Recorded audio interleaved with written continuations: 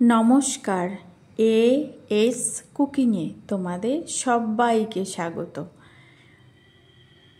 নতুন পদ্ধতিতে আলুর রসা, ক্যাপসিকাম দিয়ে আলুর রসা, রুটি লুচি দিয়ে দারুণ খেতে হয়।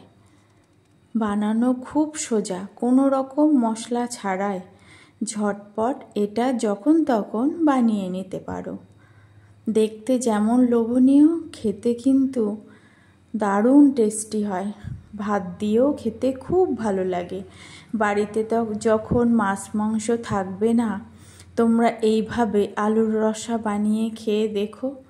রুটি লুচির সাথে ভাতও এই রসাটা দিয়ে খেতে অপূর্ব লাগে। প্রথমে কড়াইতে পরিমাণ মতো তেল বসালাম। তেলটা গরম হলে অল্প কালো জিরে, অল্প গোটা সাদা জিরে আর দেব একটা শুকনো লঙ্কা ফাটিয়ে।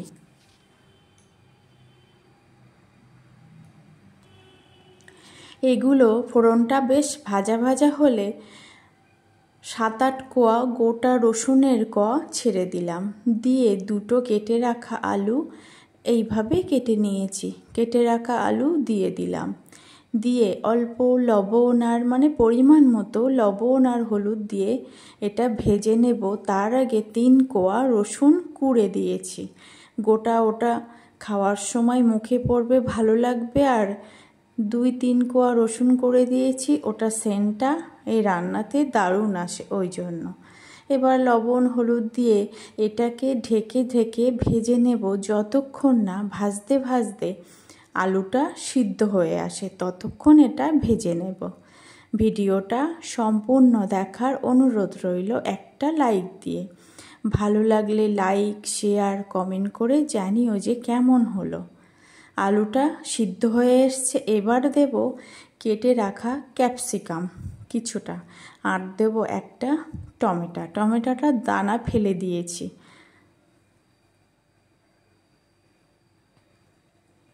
এই টমেটো আর ক্যাপসিকাম আলু দিয়ে আবার ঢেকে ঢেকে ভেজে নেব। প্রথমে আলুটা ভেজে নেব, আলুটা সিদ্ধ হয়ে গেলে তখন টমেটো আর ক্যাপসিকাম দেবো। দিয়ে একটু ঢেকে নাড়িয়ে চাড়িয়ে ভেজে নেব। এবার পরিমাণ মতো গরম জল দেব। গরম জলটা দিয়ে আরেকটু হলুদ দেব। হলুদ দিয়ে মিশিয়ে নিয়ে ঢেকে এটাকে লো টু মিডিয়াম আঁচে 10 মিনিট মতো রান্না করে নেব। ভিডিওটি ভালো লাগলে সাবস্ক্রাইব করে পাশে থাকার অনুরোধ রইল সকল বন্ধুদের।